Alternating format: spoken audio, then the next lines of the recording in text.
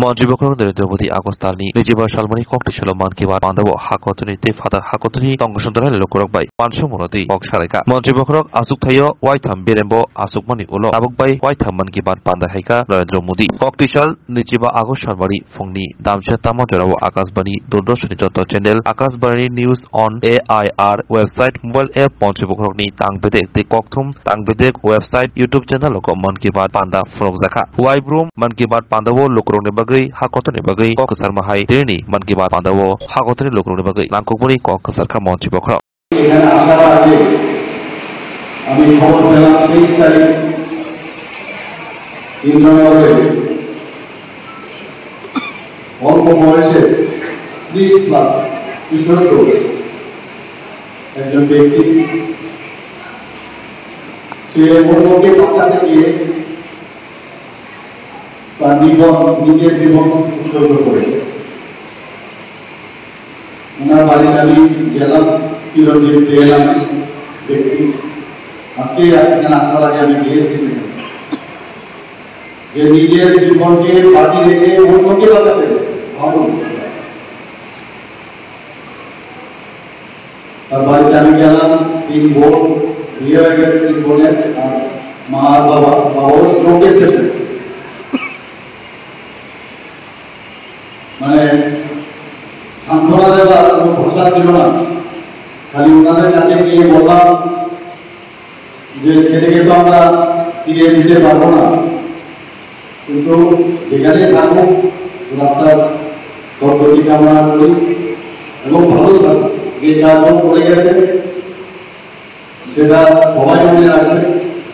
সরকারি তরফ থেকে আমরা আর্থিক একটা অনুদান দিয়েছি 4 লাখ টাকা, এবং ডিএম সাহেবকে বলেছি যে বাড়ির অবস্থা সে বাড়ি যাতে ঠিক করে দেয়, এবং মা বাবা অথচ বয়স্কা ওনাদেরকে যাতে মানে দুজনকেই আমি বলে দিয়েছি তাদের ভাতার ব্যবস্থা করে, কারণ একমাত্র উপার্জনশীল ব্যক্তি ছিল। আমাদের ত্রিপুরাতে এই ধরনের ব্যক্তিও আছে যারা নাকি নিজের জন্য চিন্তা করে না, অন্যের জন্য চিন্তা করে এবং নিজের প্রাণ দিয়ে দেয়। সত্যি আজকে ওখানে গিয়ে মানে ভারাক্রান্ত হয়েছে, কিন্তু মনে মনে গর্ব যে মানুষ মানে কি ধরনের মানুষ হতে পারে আমাদের এই ভারতবর্ষে, যে অন্যকে বাঁচাতে গিয়ে অন্যকে তাকে রেস্কিউ করার ক্ষেত্রে নিজের জীবন পরিচালনা করেছে। অজানা তথ্য এবং অজানা বিষয় আমাদের সামনে তুলে ধরে উনি বলেছেন যে এইগুলো আমি কেন আনি, এই কারণে আনি যে সমস্ত ভারতবর্ষকে এক সূত্রে বাঁধবার জন্য আমি চেষ্টা করি। বিভিন্ন জায়গা থেকে উনি সেই রিপোর্ট সংগ্রহ করেন এবং আমাদের জন্য শেষ রবিবার প্রতি মাসে আমাদের সাথে মনের মিলন মনটি বাদ সেই বিষয়টা আমাদের সামনে রাখেন। আমি এবারও মুখ্যমন্ত্রীর কনক্লেভে আমি দিল্লিতে গিয়েছিলাম, সেখানে আমার সরকার করে আমরা একটা পিপিটি আমরা পাঠিয়েছিলাম। মাননীয় প্রধানমন্ত্রীর অফিস থেকে বলা হয়েছে যে মুখ্যমন্ত্রীর যে কনক্লেভ সেখানে ত্রিপুরাতে আপনারা কি করেছেন, ইনোভেটিভ কি করেছেন আপনারা পাবেন। আমি 2টো পাঠিয়েছিলাম। একটা হচ্ছে আপনার অফিস, ত্রিপুরায় একমাত্র রাজ্য যেখানে ক্যাবিনেট, স্টেট, ডিস্ট্রিক্ট এবং সাব ডিভিশনাল শুধু না স্তরীয় পঞ্চায়েত পর্যন্ত অফিস হয়েছে, কোথাও আর হয় এবং খুব অল্প সময়ের মধ্যে সেটা সম্ভব হয়েছে। তার একটা আমি প্রেজেন্টেশন পাঠিয়েছিলাম। আর পাশে আমার সরকার, আপনারা জানেন যে আমার সরকারের সেই প্রেজেন্টেশনও পাঠিয়েছে। আমাদের ভারতীয় জনতা পার্টি প্রায় 13টা মতো সরকার আছে এবং অন্যান্য যেখানে উপমুখ্যমন্ত্রী আছে, সবার মধ্যে আমাদের 5টা সিলেকশন হয়েছে। আমাদের ত্রিপুরা আমার সরকারের পিপিটিটা সেই প্রেজেন্টেশনে সিলেকশন হয়েছে। সেখানে যখন আমি প্রেজেন্টেশন দিচ্ছিলাম, সব মুখ্যমন্ত্রী এবং মাননীয় প্রধানমন্ত্রী এবং আমাদের গৃহমন্ত্রী আমাদের পার্টির প্রধান ছিলেন সেখানে, আমি একটা কথা বলেছি প্রেজেন্টেশন দেওয়ার আগে যে আমরা যারা জনপ্রতিনিধিগণ অনেক সময় কাজের চাপে ইলেকশনে তো আমরা জিতি, কিন্তু আস্তে আস্তে করে কাজের চাপে আমরা কিন্তু মানুষ থেকে অনেক সময় দূরে চলে যাই। অনেকে দেখা করতে পারে, কাজও দেখা করার চেষ্টাও আমরা করি, কিন্তু তার মধ্যে একটা গ্যাপ হয়। সেই গ্যাপ যেন না থাকে এর জন্য আমরা এই প্রেজেন্টেশন এবং আমার সরকার আমরা রেখেছি ত্রিপুরাতে প্রায় 70% বাঙালি, আর বাকি যারা অন্যান্য সম্প্রদায়ের আছে তারা থাকলেও কিন্তু বাংলাতে ওরা চিনে বুঝে সব জানে। এই কারণে আমার বাংলা, আমার সরকার, আমার মতন মেরি, হিন্দিতে যাকে বলে মেরি সরকার, তো এই কারণে আমরা রাখলাম যাতে ফিল করে এই সরকার আমাদের, এই সরকার আমাদের, এই ফিলিংসের জন্য এটা করলাম। সেটার বিস্তারিত ব্যাখ্যা আমি দিয়েছি। কোথাও যেখানে আমাদের পঞ্চায়েত লেভেলের প্রতি বৃহস্পতিবার ওয়ার্কিং ভিলেজ করে আমরা একটা কার্যক্রম রেখেছি। প্রতি ভিলেজে যায়, পিসিতে যায়, সেখানে আমাদের যারা প্রধানরা আছেন, প্রধান মেম্বার এবং যারা ওখানে আমাদের পঞ্চায়েত লেভেলের অফিসাররা আছেন তারাও সঙ্গে যায়। কোথাও কোনো সমস্যা হলো তাকে ফটো তুলে ঠিক করে, কারণ রাস্তা খারাপ, কারণ রেল খারাপ, কারণ ইলেকট্রিসিটি খারাপ, ফটো তুলে সেটাকে আপলোড করে। সেই আপলোড করলে সোমবার দিন সেখানে বসে, অফিসে বসে, সেগুলো 4 দিনের মধ্যে সেই কাজগুলো যদি সম্পূর্ণ না হয়, তার সলিউশন না হয়, এসকেলেশন হবে।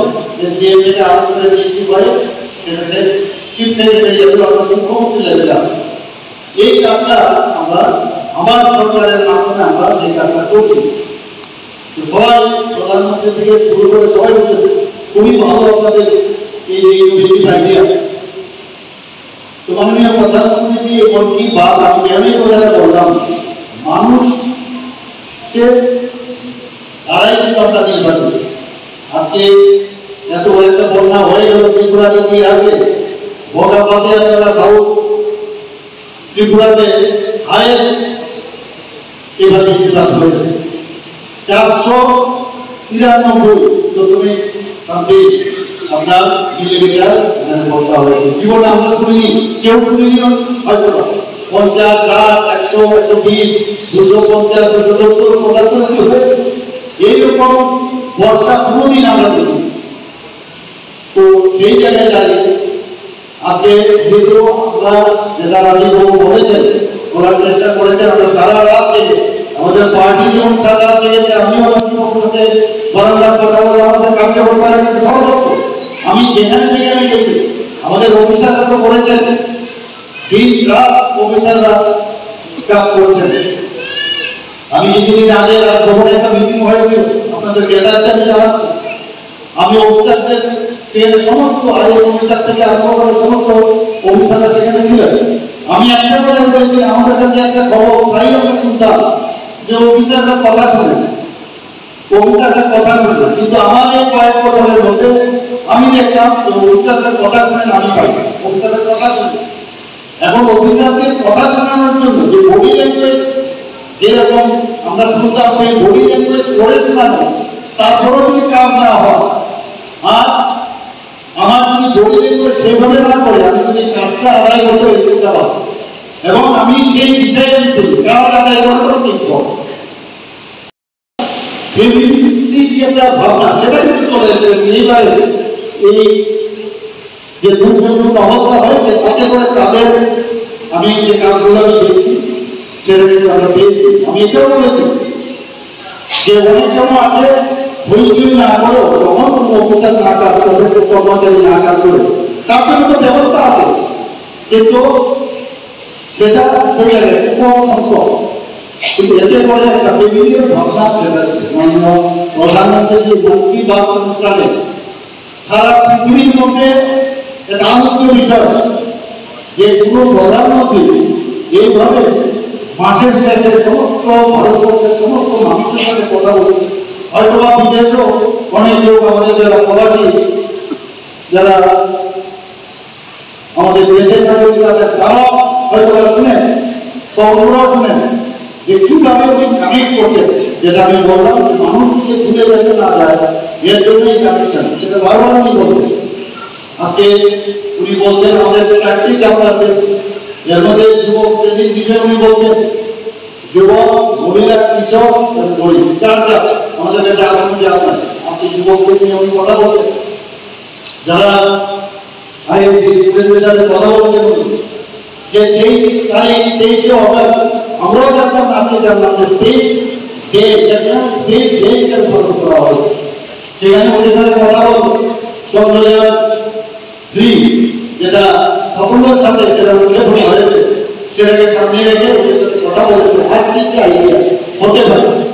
এই যে আমাদের ইয়াং জেনারেশন ওদের সাথে কথা বলার পরে ওরা কিন্তু উজ্জীবিত হবে নোটা, এবং তাতে করে উনি আবার ওদের থেকেও উনি জিজ্ঞেস করলেন যে আপনারা আমাদের এই দেশের যারা যুবা তাদের জন্য ওদের কি মানে আহ্বান, সেখান থেকে ওদের কাছ থেকে কিন্তু আহ্বানটা উনি ওদের কাছ থেকে রেখেছেন। শুধু তাই না, আমাদের বিভিন্ন যেসব আমাদের পর্ব আসছে সেই পর্বের জন্য উনি শুভকামনা দিয়েছেন। এখানে যারা যারা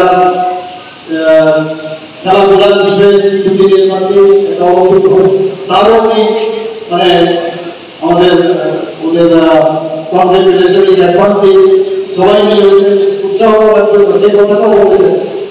আজকে আমরা দেখলাম জম্মু কাশ্মীরের মধ্যে কোনো এক সময় ডক্টর শ্যামা প্রসাদ মুখার্জি 370 ধারা 35-এ এটা এখান থেকে যাতে বিনিয়োগ করা যায় যে কারণে এখানে প্রাণ বলিদান দিয়েছেন। আর সেই জায়গায় আজকে মানে কয়েকশো মিটার ব্যাগ আমরা দেখলাম, প্রায় 700 মিটার সেখানে সেই ব্যাগ নিয়ে সেই জাতীয় পতাকা নিয়ে এখানে ভারতবর্ষের ব্যাগই সে আলাদা বিরাট এবং কিষান আমরা দেখতাম সেই জায়গার মধ্যে ন্যাশনাল ফ্ল্যাগ সেখানে রয়েছে, প্রধান আলাদা। তো এই জিনিসগুলো আমরা আজকে দেখতে পাচ্ছি, সেটা সম্ভব হচ্ছে আমাদের প্রধানমন্ত্রী যে আপনাদের দেখাচ্ছে যে ইউনিটি ডাইভার্সিটি কাকে বলে সেটা আমাদের দেখেছে। সেটা বিভিন্ন বিষয়ে আলোচনা রেখেছেন, এবারে আপনারা অবশ্যই দেখেছেন। এখানে আমার যারা